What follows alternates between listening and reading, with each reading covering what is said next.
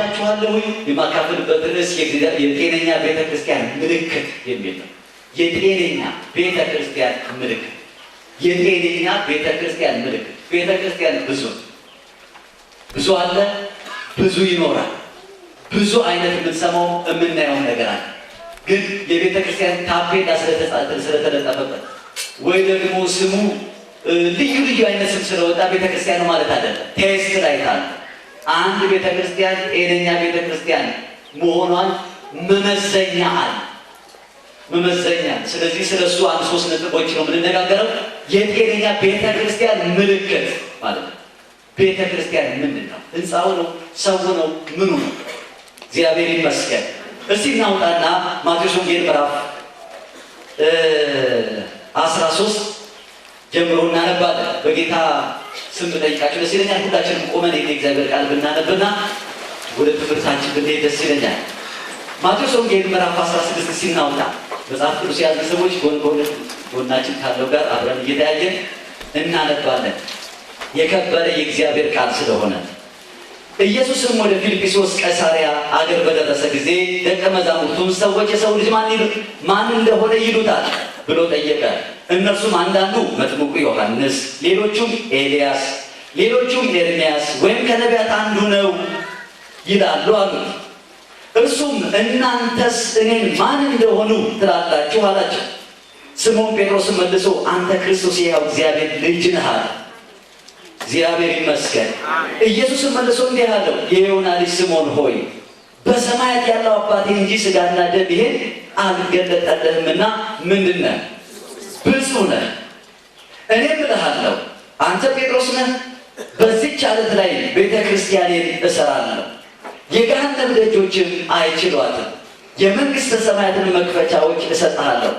በምድር የምታስረው ሁሉ በሰማይ የታሰረ ይሆናል፣ በምድርም የምትፈታ ሁሉ በሰማያት የተፈታ ይሆናል። ከዛ ምዕራፍ 18 እዛው ገጽ ላይ ምዕራፍ 18 ከቁጥር 18 ጀምሮ ያለውን አነባለሁ። እውነት እላችኋለሁ በምድር የምታስሩት ሁሉ በሰማይ የታሰረ ይሆናል፣ በምድርም የምትፈቱት ሁሉ በሰማይ የተፈታ ይሆናል። ደግሞም እላችኋለሁ ከእናንተ ሁለቱ በምድር በማናቸውም በሚለምኑት ነገር ሁሉ ቢስማሙ በሰማያት ካለው ከአባቴ ዘንድ ይደረግላቸዋል። 2 ወይም 3 በስሜ በሚሰበሰቡበት በዚያ በመካከላቸው እሆናለሁና። የሚገርም ነገር ነው ያነበብኩላችሁ።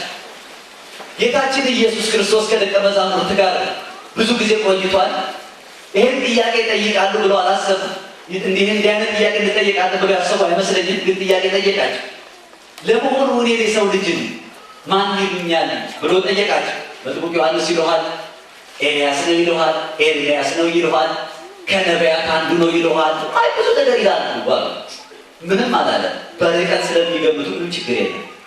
እስቲ እናንተ ደቀ መዛሙርት እኔ ማን እንደሆንኩ ትላላችሁ አላቸው። ጴጥሮስ ፈጠን አለና የእግዚአብሔር መንፈስ ተጠቅሞበት አንድ ነገር ተናገረ። አንተ ክርስቶስ የሕያው እግዚአብሔር ልጅ ነህ ብሎ ተናገረ። የመለሰው መልስ በጣም ትልቅ እንደሆነ የምታስቡት ክርስቶስ የተናገረው ነገር ነው። ያለው ነገር ምንድን ነው? ጴጥሮስ ሆይ ይሄን በእውነት ሥጋና ደም አልገለጠልህም። ይሄን የገለጠልህ የሰማዩ ምን ነው? አባቴ ነው። ሥጋና ደም አልገለጠልህም ማለት ምን ማለት ነው? አንተ ከኔ ጋር በመሆንህ አብረህ በመውጣትህ በመግባትህ ነገሩን አገናዝበህ ገብቶ ተረድቶ አይደለም የተናገረ። ይሄን ንግግር የተናገረው የሰማዩ ማን ነው? አባቴ ነው። በመንፈስ ቅዱስ አማካኝነት ነው ምስጢር የተገለጠልህ አለው። ምን ስላለ? እሱ የሕያው እግዚአብሔር ልጅ ምን ክርስቶስ ነው ስላለ። አንተ የሕያው እግዚአብሔር ልጅ ክርስቶስ ነህ ስላለ። ክርስቶስ ማለት የተቀባ ማለት ነው። ወዲያው ይህን እንደተናገረ ጴጥሮስ ጌታ እንዲህ አለ፣ ጴጥሮስ አለ በዚህ ዓለት ላይ ቤተ ክርስቲያንን እመሰርታለሁ፣ የገሃነም ደጆች አይችሏትም። በየትኛው ዓለት ላይ? ይሄ ክርስቶስ በሆነው ክርስቶስ ዓለቱ ክርስቶስ ነው። በዚህ በገባ እውነት ላይ በዚህ በተገለጠው አሁን ገባኝ ተረዳሁት በምትለው እውነት ላይ ቤተ ክርስቲያንን ምን አደርጋለሁ? እመሰርታለሁ። የኢየሱስ ምንነት በታወጀበት፣ ክርስቶስነት በታወጀበት። ክርስቶስን መከራ የተቀበለ ደቀ መዛሙርቱም ለመከራ የተዳረጉት አዲስ ሃይማኖት ስላመጡ አይደለም። ምን ነው በዓለም ላይ ስንት ሺህ ሃይማኖት አለ አይደል? ከ6000 እኔ እንኳን እስከማውቀው ድረስ 6000 አይነት ሃይማኖቶች አሉ። በዓለም ላይ አዲስ ሃይማኖት ስላመጡ አይደለም ስደት የደረሰባቸው ክርስቶስም ደቀ መዛሙርቱ። ዛሬም አዳዲስ ሃይማኖቶች እየተፈለሰፉ አሉ። ብዙ አይነቶች አሉ። ዓለማችን እየተቀበለች ነው ያለችው። ሌላም ካለ እናቻችላለን እየተባለ ምንድነው ስደት ያመጣው ቢባል ኢየሱስ ምንድነው ስላለ ክርስቶስ ነው ስላለ እኔ ክርስቶስ ነኝ ስላለ ስደት መጥቶበታል። እሱ ክርስቶስ ነው ስላለ ሐዋርያት ስደት መጥቶባቸዋል። እኛም ኢየሱስ ክርስቶስ ጌታ ነው፣ እሱ ጌታ ነው፣ አዳኝ ነው ስላለ ስደት አለብን። በዓለም ላይ ሌላ አዲስ ሃይማኖት ስለጨመረ አይደለም። በመጨመራችን ዓለም ደስ ነው የሚላል። እሺ ምንም ቢሆን ዲሞክራሲ ለፈለጋችሁ መጨመር ይችላል። ብቻ ኢየሱስን ምን አትበል፣ ክርስቶስ አትበል። ጌታ ወዲያው መለሰና ይሄን ነገር አለ። አዎ በዚህ ቻለት ላይ ቤተክርስቲያን እንሰራለው የዳን ልጆች አይችሏትም ማለት ትልቅ ሚስጥር ተናገረ። እግዚአብሔር ሰውን በመልኩ በምሳሌው ፈጠረው። ለእግዚአብሔር ሰው የከበረ ነው ወገኖች። ሀብታም ልትሆኑ ትችላላችሁ፣ ድሃ ልትሆኑ ትችላላችሁ፣ ቀይ ልትሆኑ ትችላላችሁ፣ ጥቁር ልትሆኑ ትችላላችሁ፣ ጤነኛ ልትሆኑ ትችላላችሁ፣ በሽተኛ ልትሆኑ ትችላላችሁ። ሰዎች የሚመስሏችሁ ወይም ያከብሯችሁ ወይም የሚያቀሏችሁ ልትሆኑ ትችላላችሁ። አንድ ነገር ግን ልንገራችሁ፣ በእግዚአብሔር ዓይን ፊት ግን የሰው ልጅ በሙሉ የከበረ። መጽሐፍ ቅዱስ ምን ብሎ ነው የሚናገረው? ሰው ግን ክቡር ሆኖ ሳለ እንደሚጠፋ እንስሳ መሰለ ይላል። እግዚአብሔር ሰውን በመልኩና በምሳሌው ስለፈጠረው በእግዚአብሔር ፊት ሰው ክቡር ነው። ሰው እንስሳ አይደለም። ይህንን እግዚአብሔር በዓላማ የፈጠረው የእሱ ወኪል እንዲሆን የፈጠረው የሰው ልጅ በኃጢአት ምክንያት ከእግዚአብሔር ተለየ። በሰውና በእግዚአብሔር መካከል የኃጢአት ግድግዳ ገባ። ኃጢአት ባለበት እግዚአብሔር ስለሚፈርድ ምንም እንኳን እግዚአብሔር ሰውን በምሳሌውና በመልኩ ቢፈጥርም ሰውን ቢያከብረውም፣ ነገር ግን ኃጢአት ሰውና እግዚአብሔር ለይቶ ለብዙ ዘመን ኖረ። ይሄ ለክብር የተፈጠረ የሰው ልጅ የሰይጣን ባሪያ ሆነ። ይሄ ለክብር የተፈጠረ የሰው ልጅ የኃጢአት ባሪያ ሆነ። ይህ ለክብር የተፈጠረ የሰው ልጅ የተስፋ መቁረጥ የግራ መጋባት ባሪያ ሆነ። ለክብር ተፈጥሮ ላልተፈጠረበት ዓላማ መኖር ጀመረ።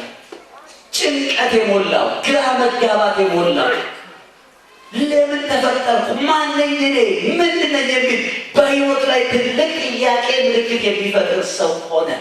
ለዚህ ያልተፈጠረ ለዚህ ሆኖ ተገኘ። ለምን ቢባል በኃጢአት ምክንያት ከእግዚአብሔር ተለየ። እግዚአብሔር ግን ደስ የሚለው ነገሮች ሳይሆኑ በፊት የሚያውቅ አምላክ፣ ሰው እንደሚወድቅ የሚገባው ጌታ፣ የሚረዳ ጌታ ሰውን የሚታደግበትን ነገር አስቀድሞ በዘላለም ዘመናት ውስጥ በቅድ ውስጥ አስቦ ነበር።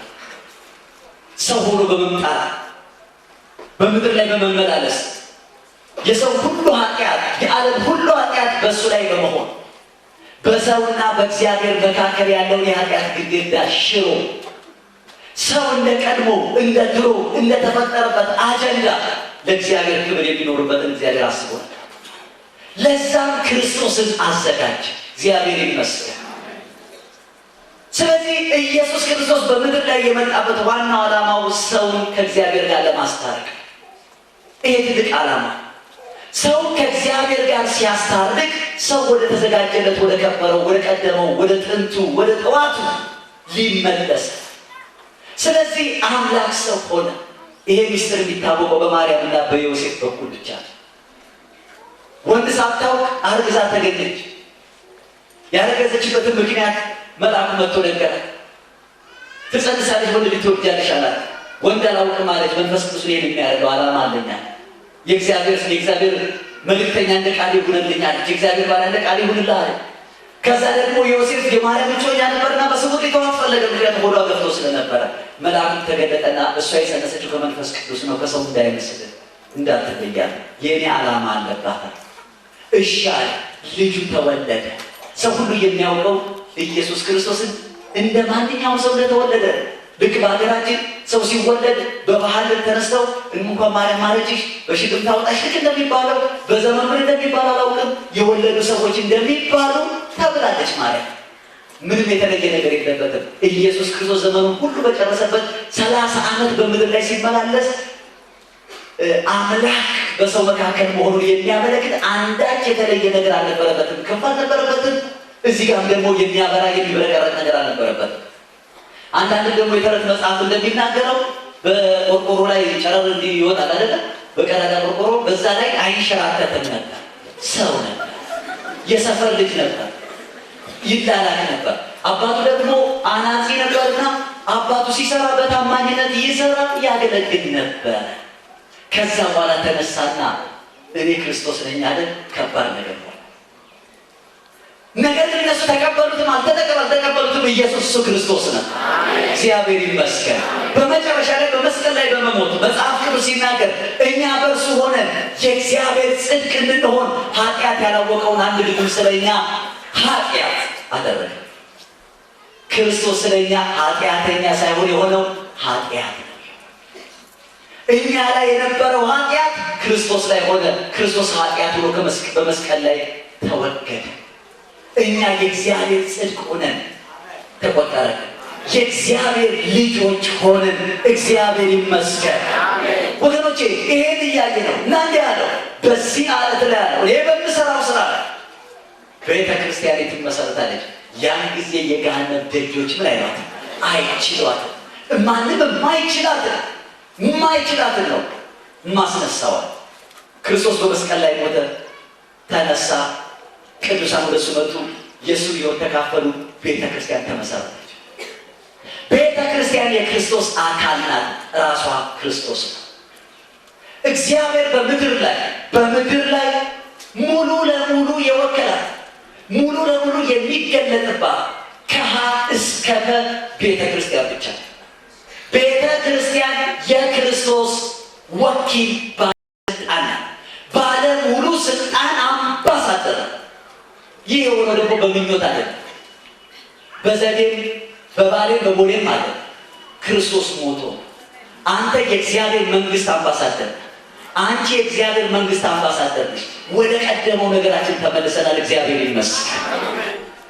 ቤተ ክርስቲያን ማለት ይሄ። ቤተ ክርስቲያን ምንድን ነው ሲባል ህንፃው አይደለም።